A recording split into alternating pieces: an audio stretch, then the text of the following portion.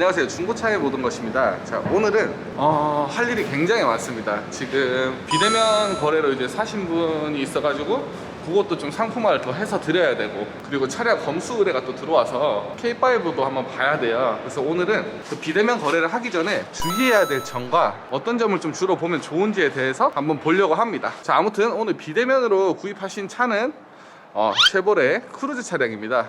크루즈가 가성비가 뭐 쉐보레라서 사면 안 된다 뭐 이런저런 말이 많지만 또 은근 가성비가 좋은 차예요. 그리고 금액에 비해서 디자인이 예쁩니다. 괜찮지 않나요? 손님께서 요거 좀 오일이랑 이런 거 좀 갈아놔 달라, 시간이 너무 없다 하셔가지고 그거 갈러 출발해 보겠습니다.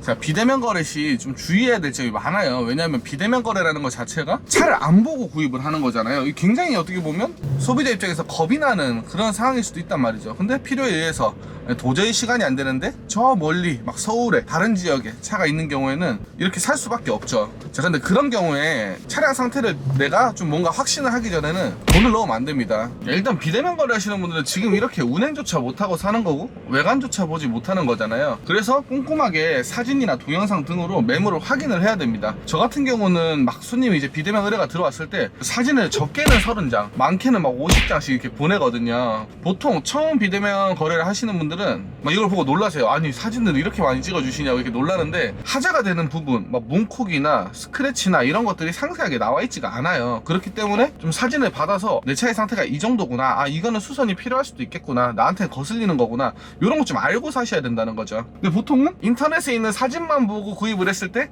실망감이 클 수밖에 없습니다. 왜냐면 인터넷 사진은 되게 멀리서 그 작은 화면 안에 5m짜리 차들을 딱 찍어서 보여주는 거기 때문에 상처가 거의 보이질 않아요. 그리고 이렇게 차 외관의 상태들을 좀 확인하고 샀다 해도 차량의 컨디션은 되게 알기가 힘들거든요. 그렇기 때문에 성능 기록부를 무조건 봐야 됩니다. 왜 성능 기록부가 중요하냐? 성능 기록부에서 뭐 무슨 침수니 뭐 화재니 이런 걸 확인하라는 게 아니에요. 그거는 당연히 고지가 돼야 되는 거고, 그런 걸로 딜러들이 거짓말을 하진 않습니다.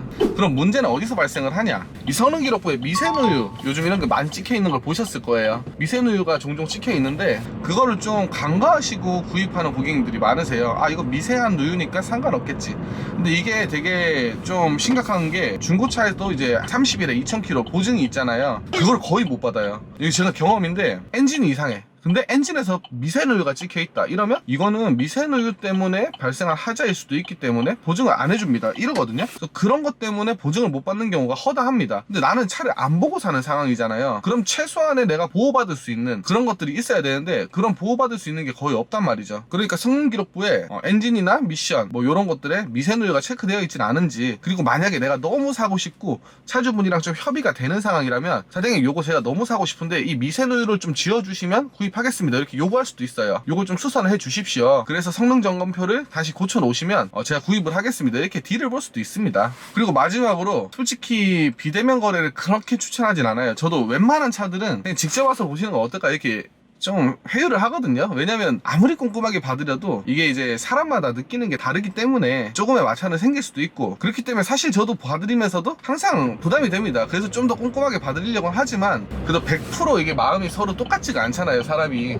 그리고 뭐 제가 아닌 딜러랑 거래하는 분들은 내 차를 파는데 내 차가 정말 미션이 좀 이상하고 그런데 요거는 감안하고 타셔도 됩니다 이렇게 얘기해주지 않거든요. 그냥 괜찮습니다 라고 하지 않을까요? 이거는 뭐 중고차 딜러가 쓰레기라서 그런 게 아니라, 사실 자기 물건 파는 사람들 중에 하자가 있는데 이거 마음에 걸려서 막 솔직하게 얘기해 줘야겠다면서 큰 하자를 얘기해 주는 그런 경우는 거의 못 본 것 같습니다. 사실 이게 마음이 아픈 상황이긴 한데, 저희 같은 경우는 사실 내 차 파는 게 아닌 경우가 많고, 그러니까 저희 입장에서는 뭐 그냥 솔직하게 얘기를 해주죠. 나 몇십만원 벌자고 몇백만원을 고객한테 부담시키지 말자. 되게 멋있지 않나요? 아무튼 실제로 그렇게 합니다. 제가 요즘 비대면 거래가 되게 많아졌고, 그리고 다른 업체들도 보니까 비대면 거래를 되게 많이 하더라고요. 그래서 거기에 대해서 이제 소비자들이 이 정도는 알고 있어야겠다 하는 부분들 좀 먼저 설명을 해드렸고요. 일단 카센터로 가보겠습니다.